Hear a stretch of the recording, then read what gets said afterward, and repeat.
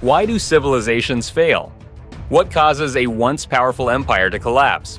Sometimes suddenly, sometimes over generations. In this video, why civilizations fail. History's patterns and cycles, we explore the repeating rhythms that have shaped the rise and fall of history's greatest powers.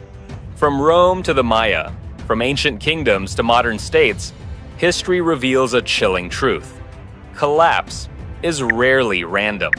It follows patterns, economic decay, environmental stress, political corruption, and social unrest that we continue to ignore. So, what really brings a civilization to its knees? And more importantly, could it happen again? Before we dive into the stories of fallen empires, we need to ask a simple but crucial question. What exactly is a civilization? And when we say a civilization fails, what does that really mean? A civilization is more than just a collection of cities or a stretch of land ruled by kings. It's a complex web of institutions, culture, technology, economy, and shared identity. It's how people live, govern, trade, build, and pass on knowledge. When we look back through history, we see these intricate systems rise, and sometimes they collapse with shocking speed. But collapse doesn't always mean total destruction. Civilizations don't always vanish suddenly, like a city swallowed by an earthquake. Often, the collapse is gradual, an unraveling rather than an explosion. The Roman Empire didn't disappear overnight. It fragmented, weakened, and transformed over centuries. Yet, to many living through it, the decline felt like the end of the world. So, what causes a civilization to fail? Historians and scholars debate this endlessly, but patterns emerge. Environmental stress, economic breakdown, political instability, social unrest, external invasion. Sometimes it's one major shock. More often, it's a combination, like dominoes falling one by one until the entire structure comes crashing down. One of the most important things to understand is that collapse is not the same as failure in a moral sense. Civilizations don't fall because they're inherently bad or destined to disappear. They fall because they become vulnerable. Their systems grow too rigid, their resources too strained, or their leaders too disconnected from reality. Think of a civilization as a living organism. When it's young and adaptable, it can survive challenges. But over time, it can become bloated, brittle, and less able to respond to stress. History shows us that the more complex a society becomes, the more fragile it can be. Ironically, success can plant the seeds of collapse. And yet, collapse doesn't always mean total extinction. Even when a civilization fails, pieces of it survive. Languages evolve, religions spread, art and architecture influence the future. The knowledge of the past is rarely lost entirely. It's repackaged, reborn, and sometimes even revived in new forms. So when we ask why civilizations collapse, we're really asking two questions. What weakens them? And what stops them from recovering? That's where the story gets truly fascinating. Because once we understand how and why civilizations fail, we begin to see the patterns. Patterns that repeat across continents, cultures, and centuries. And those patterns might help us understand not just the past, but what could be coming next. Let's begin with the most famous collapse in Western history, the fall of Rome. A civilization that conquered the known world, then slowly crumbled under the weight of its own ambition. To understand why civilizations fail, few examples are more iconic or more misunderstood than the fall of Rome. For centuries, historians have debated what caused one of history's greatest civilizations to collapse. Was it barbarian invasions, corruption, economic ruin? In truth, Rome didn't fall for one reason. It failed for many, slowly, painfully, and predictably. At its height, the Roman Empire was vast, stretching from the deserts of North Africa to the forests of northern Britain. It brought roads, laws, language, and architecture across continents. But behind the marble facades and imperial glory, cracks were forming, and those cracks widened over generations. One of the earliest signs of Rome's decline was economic. The empire grew so large that maintaining it became a monumental strain. More soldiers, more roads, more bureaucracy, it all cost money. To meet those demands, the government debased its currency, causing inflation. As prices soared, ordinary people struggled, and the rich hoarded more wealth. Sound familiar? Trade networks began to falter. Local economies weakened. Once thriving cities shrank. Landowners abandoned productivity for short-term profit, relying on slave labor instead of innovation. Economic stagnation doesn't always make headlines in history, but it's often a silent killer. And for Rome, it was a key cause of collapse. But economics was only one piece of the puzzle. Politics in late Rome became a revolving door of instability. Emperors were assassinated. Armies turned on their own leaders. Loyalty was bought rather than earned. When governance becomes unpredictable, people lose faith, not just in leaders, but in the entire system. Rome wasn't just suffering from poor leadership, it was plagued by political decay. Social cohesion also began to unravel. Rome had long relied on a sense of shared identity, civitas, or civic responsibility. But as the empire expanded, the idea of being Roman became more fragmented.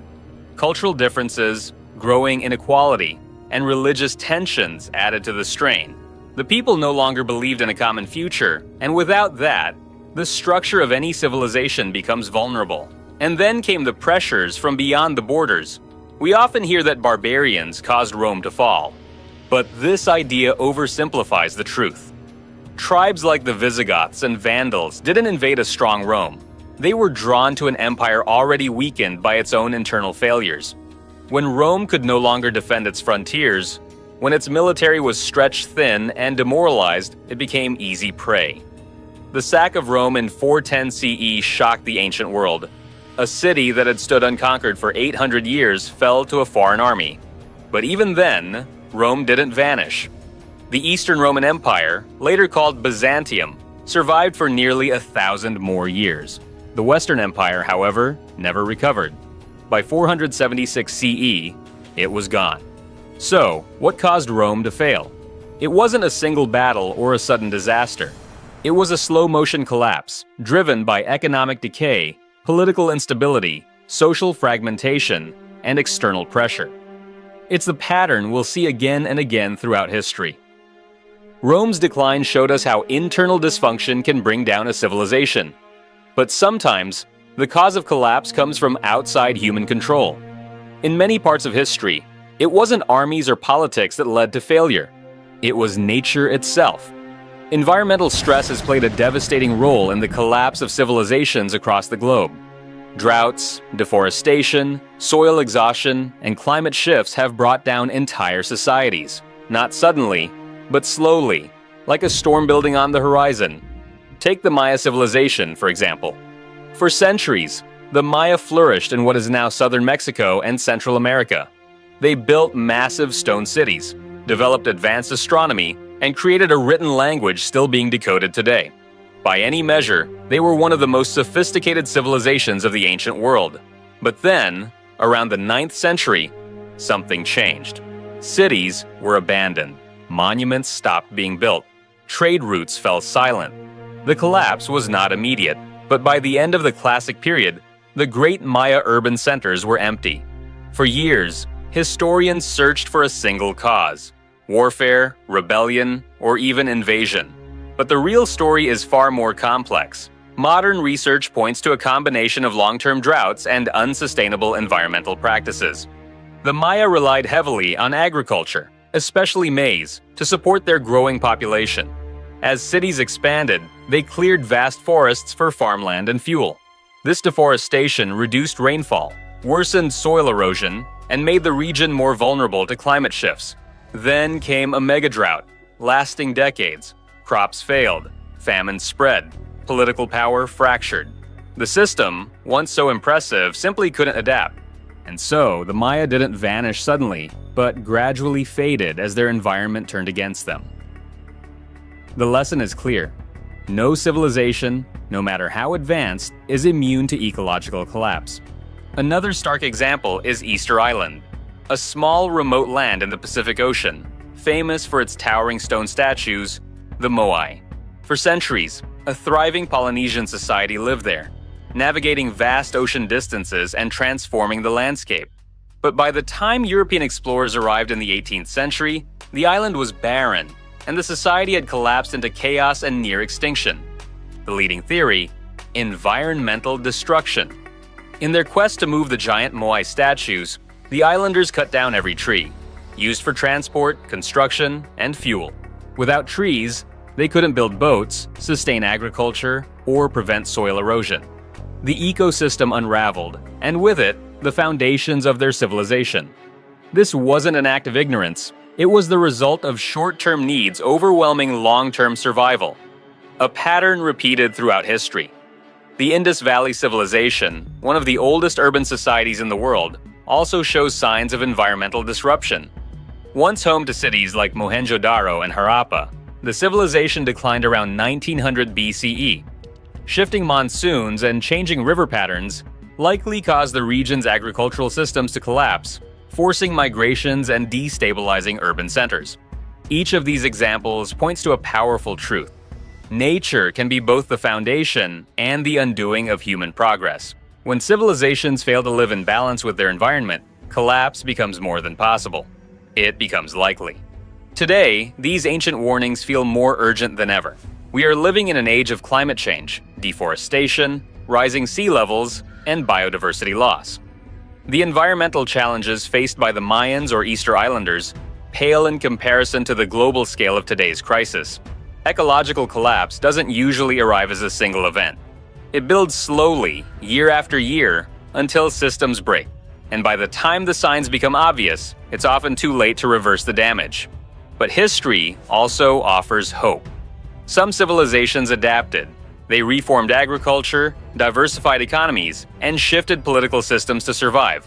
Collapse is not guaranteed. It's a choice made over time through action or inaction. So far, we've looked at internal instability and natural disasters. But there's another force that has torn civilizations apart since the dawn of time: the force of war. In many cases, civilizations don't collapse because of what happens to them from the outside. They collapse because of what happens within. One of the most consistent and powerful forces behind the fall of civilizations throughout history is economic inequality. When the gap between the rich and the poor becomes too wide, when opportunity disappears and injustice becomes systemic, collapse can begin. Not with fire and blood, but with discontent, distrust, and decay. Every civilization has some form of hierarchy. Some people rule, others obey. Some accumulate wealth, others work to support themselves. That in itself isn't unusual. But when those at the top begin to extract more than they contribute, when wealth becomes hoarded by a tiny elite, while the majority struggle just to survive, systems start to weaken. The balance that holds a civilization together begins to tilt dangerously. We can trace this pattern all the way back to ancient Egypt. During the height of the Old Kingdom, Egypt was a marvel of central planning and architectural achievement. The pyramids still stand today as symbols of their greatness. But behind that grandeur was a growing imbalance. Pharaohs and officials concentrated wealth and power in a few hands. Provincial governors amassed private estates. Meanwhile, ordinary farmers and laborers were heavily taxed, their labor conscripted, their livelihoods fragile. Then came the environmental stress. Years of low Nile flooding led to crop failures and famine. The elites had the means to secure what little food remained. The poor starved. As the central authority weakened, regional warlords stepped into the power vacuum. What followed was a period of chaos and fragmentation, known as the First Intermediate Period. The collapse wasn't sudden, but it was decisive. A society already weakened by inequality was unable to endure the crisis. Centuries later, the same pattern played out in revolutionary France. In the 18th century, the French monarchy presided over a deeply unequal system where the nobility and clergy were largely exempt from taxation. Meanwhile, peasants and the emerging urban poor carried the burden of a national debt, rising food prices, and economic stagnation. Starvation was widespread. The ruling class, shielded by privilege, failed to act in time. The result wasn't just rebellion, it was a complete societal collapse that tore down centuries of monarchy and remade the nation. What both of these examples show is that civilizations don't just fail because they're attacked or overwhelmed. They fail when their internal structures become too fragile to adapt. Economic inequality creates exactly that kind of fragility. It undermines trust in institutions, breaks down social cohesion, and fuels unrest. The moment people begin to believe the system is rigged against them, that there is no path forward, the social contract begins to unravel. Historians and social scientists have long studied the role of inequality in civilizational decline. One particularly compelling theory comes from Peter Turchin, who coined the term elite overproduction. This happens when a civilization produces more elites, wealthy, educated, politically ambitious individuals, than there are positions of power or influence to accommodate them. As competition among elites intensifies, factions form. Political instability grows. At the same time, common people see more wealth concentrated at the top while their own opportunities vanish. This dual pressure, infighting above and anger below, creates a volatile mix. We can see this playing out in countless examples. In the late Roman Empire, aristocrats vied for influence while the empire's foundation eroded. Political offices were bought and sold, loyalty shifted constantly, and public trust evaporated. The empire became less about governance and more about elite competition. The system became too rigid to reform and too corrupt to survive. The Ottoman Empire faced similar issues. As the imperial court ballooned in size and cost, the provinces became increasingly neglected. Corruption spread. Peasants revolted. Local leaders hoarded resources, while distant rulers clung to traditions that no longer served a changing world. The imbalance between the needs of the people and the privileges of the elite grew too large to ignore. Even the United States in the late 19th and early 20th centuries faced a crisis of inequality during the Gilded Age. Vast wealth was held by a small number of industrialists, while laborers worked in dangerous conditions for poor wages. It was only through reform, progressive taxation, labor laws, antitrust regulations, that the country avoided deeper upheaval. Today, economic inequality is again rising sharply across nations and within them. 1% of today's population controls more wealth than the remaining population combined. Housing, healthcare, and education grow more expensive while wages stagnate. In many countries, a growing number of people feel locked out of their own economies, disconnected from institutions, and unheard by their governments.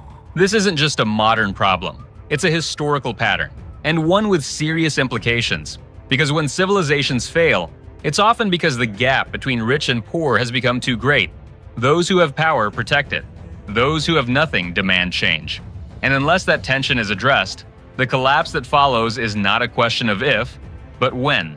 History warns us of what happens when inequality goes unchecked. But it also offers a lesson. Collapse is not inevitable. Some civilizations recognized the danger and reformed before it was too late. Land was redistributed. Tax systems were adjusted. Social mobility was expanded. These actions didn't eliminate inequality, but they prevented it from becoming fatal. Civilizations fail when they forget that prosperity must be shared to be sustainable. When the engines of progress serve only a few and the rest are left behind, the seeds of decline take root. War has always been part of human history. Sometimes a tool of power, sometimes a cause of progress, but often a force of destruction. When understanding why civilizations fail, war isn't just one factor among many. It's usually the final blow. After years of internal decay or environmental stress, conflict can push a fragile society past the point of no return. Sometimes, war doesn't strike suddenly. It's a slow, grinding pressure that exhausts a civilization over time, bleeding it of resources, unity, and the ability to adapt. Throughout history, conflict has taken many forms: invasions from the outside, civil wars from within, and costly campaigns driven by ambition. No matter the type, the result is often the same: broken institutions, shattered economies, and a collapse that once seemed unthinkable. Take the Byzantine Empire, what remained of Rome's eastern half after the fall of the West. For centuries, Byzantium survived through a mix of diplomacy, religious authority, and military strength. But it was also constantly at war against Persians, Arabs, Crusaders, and finally, the Ottomans. Each generation brought a new enemy and a new drain on the empire's strength. Fortresses were rebuilt, armies were raised, treasuries were emptied.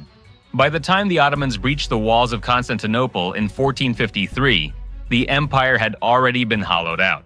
The final siege was dramatic, but the cause of collapse was far older. Centuries of endless war that left the empire too weak to survive one last attack. War doesn't just destroy cities, it erodes systems. Tax bases shrink, trade routes disappear, entire generations of working-age men are lost, and prolonged conflict is often more than it can handle for a civilization already stretched thin. However, not all conflicts come from foreign invasions. Sometimes, collapse is caused by a civilization's own ambition, by the belief that expanding its borders will strengthen it, when in fact, overreach only accelerates decline. The Soviet Union offers a modern example. During the Cold War, the USSR poured immense resources into its military and global influence. It funded proxy wars, supported foreign regimes, and locked itself into a massive arms race with the United States. Internally, the cost was enormous. Infrastructure aged, innovation stalled, the economy stagnated. Then came the invasion of Afghanistan in 1979. What was meant to be a quick military operation turned into a decade-long quagmire, draining resources, morale, and international credibility.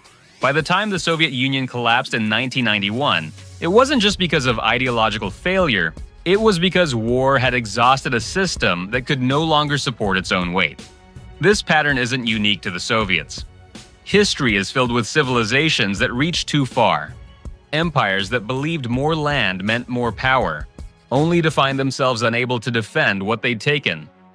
The Mongol Empire conquered the largest land territory in history, but it fractured quickly, unable to manage the vast diversity of its conquered peoples.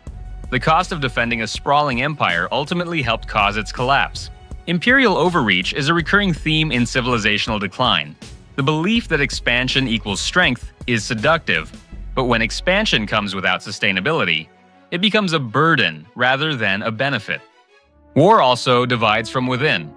Civil war is one of the most destructive forces a civilization can face. It doesn't just threaten stability, it unravels it. Once neighbors take up arms against each other, trust is shattered, and rebuilding becomes almost impossible. The Western Roman Empire's collapse was not just caused by barbarian invasions. In its final centuries, Rome was plagued by constant internal strife. Generals seized power through coups. Emperors rose and fell with alarming speed. Loyalty shifted based on who could pay the army more. While enemies waited at the borders, Rome tore itself apart from within. Civilizations that collapse from internal conflict often show warning signs before the first sword is drawn. Political polarization, distrust of institutions, rising extremism, and a breakdown in dialogue. When differences are no longer resolved through debate, but through violence, collapse is no longer a risk. It becomes a timeline. What makes war such a deadly cause of collapse is its ability to strike every layer of society at once. It doesn't just kill soldiers, it breaks economies, disrupts food supplies, and displaces populations. It creates long-term trauma and turns once stable regions into breeding grounds for chaos. And it often comes after years of ignoring smaller warning signs. Civilizations rarely collapse from a single battle. Instead, they fail because they can no longer afford to fight, no longer agree on what they're fighting for, or no longer have the unity to defend themselves. War is not always the start of collapse. It's often the final test, and many civilizations fail it. Today, the world faces a different kind of warfare: cyber attacks, information warfare, and proxy conflicts.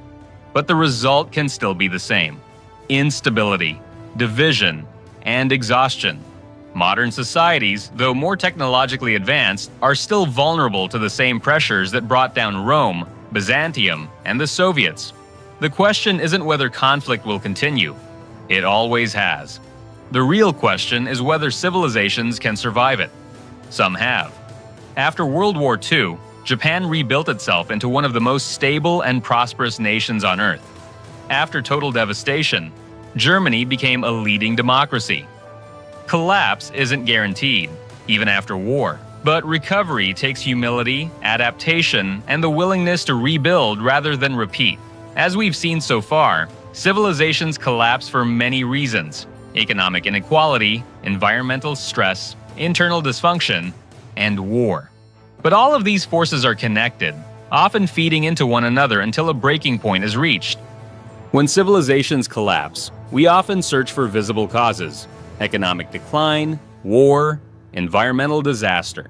But throughout history, there's been another explanation whispered through the ages: moral decay. The idea that civilizations don't just fall, they rot from within. The concept isn't new. In the 18th century, historian Edward Gibbon famously argued that the Roman Empire didn't collapse from foreign invasions alone. He believed its downfall was caused by a slow erosion of civic virtue, luxury, decadence, and a loss of moral discipline. For centuries, this idea shaped how we viewed the fall of great empires. When a civilization became too comfortable and indulgent, it lost its will to survive. But is it true? Was the cause of Rome's collapse really laziness and vice? Or was that just a convenient narrative built after the fact? Like many historical explanations, the truth is more complex. While Gibbon's theory captured the imagination of generations, modern historians point to deeper structural issues: economic instability, political corruption, military overreach, forces we've already explored in this series. Still, the perception of moral decline remains powerful. It's often used to explain why civilizations suddenly fall, especially when other causes seem less visible. When institutions fail, people lose trust in leadership, and culture becomes fragmented. It's tempting to blame changing values rather than underlying systems, and yet, some civilizations remained culturally vibrant even as they collapsed. Late Rome saw incredible artistic and intellectual achievements, from advanced architecture to philosophical thought. The same was true of the Abbasid Caliphate, and even Imperial China. Civilizations are in decline politically, but they are still producing art, science, and culture at astonishing levels. So what does this tell us? It suggests that cultural or moral decline is rarely a primary cause of collapse. It's often a reflection of more profound instability, a society trying to redefine itself while its foundations shift. Civilizations don't fail simply because people lose their values. They fail because systems stop working. Infrastructure crumbles, economies stall, and leadership grows disconnected from reality. Cultural change is just the smoke, not the fire. That doesn't mean culture doesn't matter. Shared identity, common values, and civic trust are critical to resilience.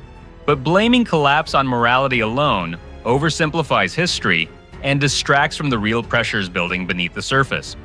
Today, we still hear echoes of Gibbon's warning. People argue that Western civilization is in decline because of changing cultural norms or generational shifts. But history urges us to look deeper. Civilizations don't collapse suddenly because of social trends. They collapse when they ignore warning signs, resist adaptation, and allow internal systems to fail. When a civilization begins to collapse, it's tempting to look at external forces: natural disasters, invading armies, or failing economies. However, some of the most devastating causes of failure come from inside the system. Political instability, corruption, and broken institutions have led more civilizations to ruin than any single historical event. These are the quiet killers of empires. Not always sudden, but always corrosive. History shows us that when leadership falters and trust in government erodes, collapse becomes not just possible, it becomes likely. People stop believing in the system. Rules become flexible for the powerful and rigid for everyone else. Laws lose meaning. Loyalty to the state gives way to loyalty to factions, tribes, or personal survival. This unraveling doesn't always make headlines, but its consequences are enormous. Look at the Han Dynasty of China, one of history's most influential and long-lasting civilizations. For centuries, the Han ruled over a vast and sophisticated empire. But as power shifted inward toward the imperial court, corruption began to take root. Eunuchs, originally servants in the palace, gained political power and used it to enrich themselves. Factionalism grew as officials vied for influence. Meanwhile, the people suffered under heavy taxation, forced labor, and increasing inequality. The government, once admired for its order and meritocratic values, became a tool for personal gain. Rebellions erupted. The central state weakened. Eventually, the Han Dynasty collapsed, not because of foreign invasion, but because its internal systems failed to serve the people. We see similar patterns centuries later in Weimar Germany, a democratic republic formed after World War I. Politically fragile from the start, the Weimar government was plagued by economic crisis, social unrest, and extremist movements. Its leaders couldn't maintain stability or confidence. Democracy became gridlocked, public trust vanished, and in that political vacuum, extremist ideologies gained traction. The fall of the Weimar Republic wasn't sudden. It resulted from years of political polarization, media manipulation, and institutional decay. It paved the way for one of the darkest chapters in modern history.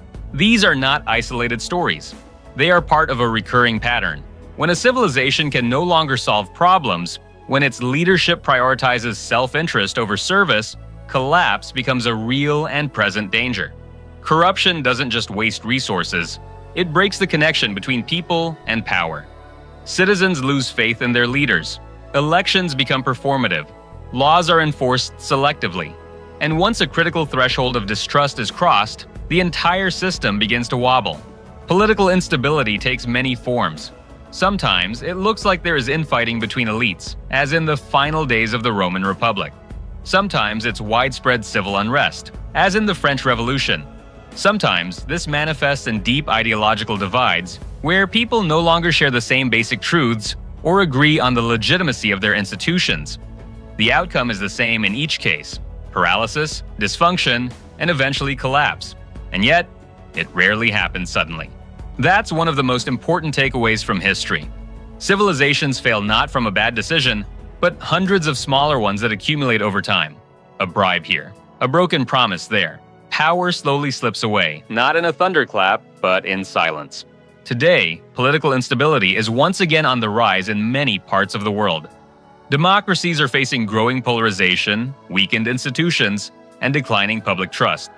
Authoritarian regimes face their own internal fractures, bureaucratic corruption, propaganda fatigue, and dissent bubbling just below the surface. History doesn't repeat itself, but it does reveal patterns. Civilizations that ignore the warning signs, distrust in leadership, gridlocked governance, increasing factionalism, risk repeating past mistakes. The cause of collapse is not always external. Sometimes it's the system eating itself from the inside. But collapse isn't inevitable. In some cases, political renewal has followed moments of instability. The American system, for example, has faced numerous constitutional crises, yet it has adapted through reform and reinvention. Ancient Athens experienced coups and tyrants, but birthed democratic principles that echo into modern governance. The difference between collapse and survival often comes down to one thing: the ability to reform. When civilizations confront corruption, restore faith in institutions, and respond to the needs of their people, they can recover. But when leaders cling to power, when transparency vanishes, and when truth becomes negotiable, history shows us where that path leads. If the collapse of civilization were truly random, just accidents of war, weather, or weak leadership, then history would be chaotic, impossible to understand. But it's not. The fall of empires often follows predictable patterns, and the deeper we look, the more clearly we see the cycles that govern the rise and fall of human societies. What if collapse isn't an isolated event, but a natural stage in the life cycle of every civilization? What if, like organisms, civilizations are born, grow, reach a peak, and then decline, sometimes slowly, sometimes suddenly? Throughout history, scholars have searched for answers, not just about how civilizations collapse, but why. And perhaps more importantly, whether these collapses follow rhythms we can recognize, and potentially even predict. One of the most influential voices in this field was Arnold Toynbee, a 20th century historian who studied dozens of civilizations. Toynbee didn't believe civilizations were murdered from the outside. He believed they committed suicide, not in a literal sense, but by failing to respond creatively to internal and external challenges. He called it a failure of the creative minority. The elites who, instead of adapting to change, clung to old ways until collapse became inevitable. Toynbee says history is not a straight line, it's a cycle. Civilizations rise through innovation and unity, thrive through expansion and confidence, and collapse when they become rigid, complacent, and unable to evolve. In his view, the fall of a civilization is not a surprise, it's the final act in a well-rehearsed play. Another major theory comes from Joseph Tainter, an anthropologist who introduced the idea of diminishing returns on complexity. Tainter's book, The Collapse of Complex Societies, argues that as civilizations grow, they naturally become more complex, adding bureaucracies, military structures, trade networks, and institutions. At first, this complexity brings benefits: coordination, innovation, and expansion. But eventually, the system becomes too complex to sustain. Every new layer of management, every new policy or project costs more than it returns. The civilization begins to collapse, not because it's attacked, but because it becomes inefficient and overburdened. Tainter's theory reframes collapse not as chaos, but as a form of simplification, a society returning to a level it can actually support.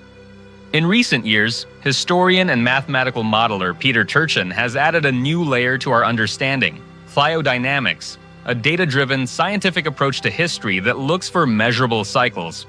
Using population trends, economic data, and political instability indicators, Turchin argues that societies tend to experience periodic waves of crisis, roughly every 200 to 300 years. In Turchin's models, collapse is not random. It is a recurring pattern caused by a combination of elite overproduction, economic inequality, and social unrest. His research suggests that once certain thresholds are crossed, like skyrocketing inequality or widespread political polarization, a civilization enters a crisis era, marked by instability, conflict, and institutional breakdown. Today, as we face overlapping crises, climate disruption, rising inequality, political division, it's worth asking, where are we in the cycle? Are we nearing a peak or already past it? Today's world is more interconnected, technologically advanced, and globally aware than any civilization. Yet, at the same time, the warning signs of collapse are flashing in more places than we care to admit. History is not just a warning, it's a guide. A map marked with the pitfalls that others didn't see or couldn't avoid. We don't study the fall of civilizations to be haunted by them. We study them to avoid repeating them. And while the future remains unwritten, we are not powerless. We are the next chapter. What happens next depends on whether we heed the lessons of the past or become the next example others study in the centuries to come. What do you think is the biggest reason civilizations fail? What's the most overlooked cause of societal collapse in history? Drop your thoughts and your video ideas in the comments. We'd love to hear what topics you want us to explore next. Because while civilizations may fall suddenly, the signs are always there, if we choose to see them. Thanks for choosing Timeline in History. If you found value in this video, please be sure to like, subscribe, and turn on notifications so you never miss history's greatest moments. Your support helps this channel grow and is greatly appreciated.